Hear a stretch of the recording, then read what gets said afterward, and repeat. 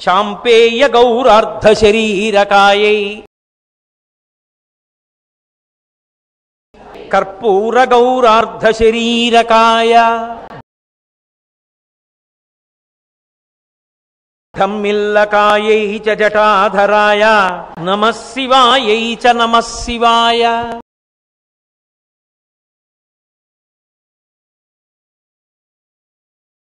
కస్తూరికా కుంకుమ చిర్చితాయై చితారజ పుంజ విచర్చితాయ కృతస్మరాయై వికృతస్మరాయ నమః శివాయై చ నమః శివాయ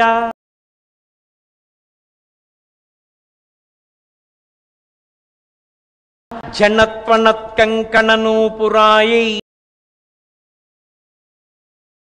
పదాబ్జరాజత్ఫణినూపురాయ హేమాంగదాయై భుజగాంగదాయ నమః శివాయై చ నమః శివాయ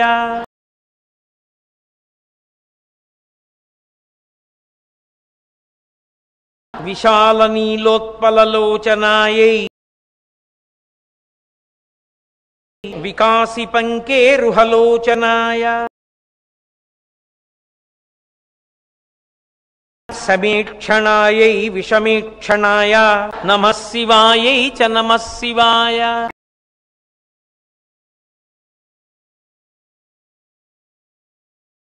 మందారమాలాకలితాలకాయై కపాలమాలాంకితకంధరాయ దివ్యాంబరాయై చ దిగంబరాయ నమః శివాయై చ నమః శివాయ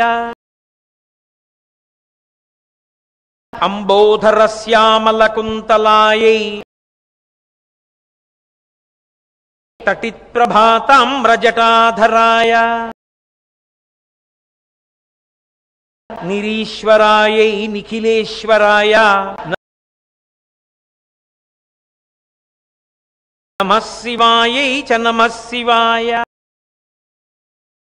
ప్రపంచ సృష్ట్యున్ముఖలాస్యకాయై సమస్త సంహారకతాండవాయ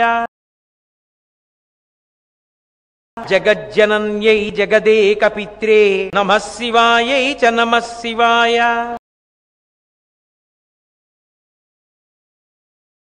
ప్రదీప్తరత్నోజ్వలకుండలాయై పురన్మహాపన్నగభూషణాయ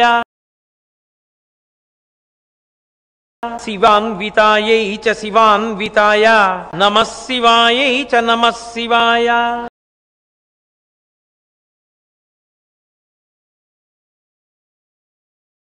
ఏతత్పఠేదష్టకమిష్టదం యో భక్త్యా సమాన్యో భువి దీర్ఘజీవీ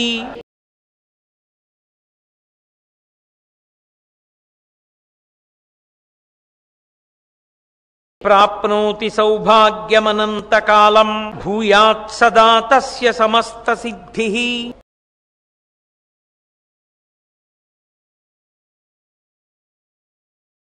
ఈ స్తోత్రం ఎవరు చదువుతున్నారో ఆ ఇంట గండములు అకాల మృత్యువు ఉండవు. అంటే పిల్లలు భర్త భార్య అందరూ సంతోషంగా జీవిస్తారు. అంతకన్నా ఇంకేం కావాలి? సౌభాగ్యము కలుగుతుంది. సౌభాగ్యము అంటే స్త్రీ వైపు పురుషుడి వైపు కూడా ఎడం భుజం మీద ఉత్తరీయం వేసుకునే అధికారం ఈయనకి మిగులుతుంది. మిగిలింది కాబట్టి యజ్ఞయాగాది క్రతువులు చేస్తాడు.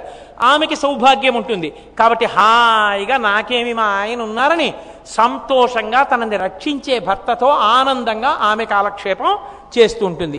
ఈ రెండూ కాక సమస్త సిద్ధి, అన్ని సిద్ధులు కలుగుతాయి. అంటే నీకు ఏ కోరికలు తీరితే నువ్వు సంతోషంగా ఉంటావో అవి పరమేశ్వరుడు తీరుస్తాడు.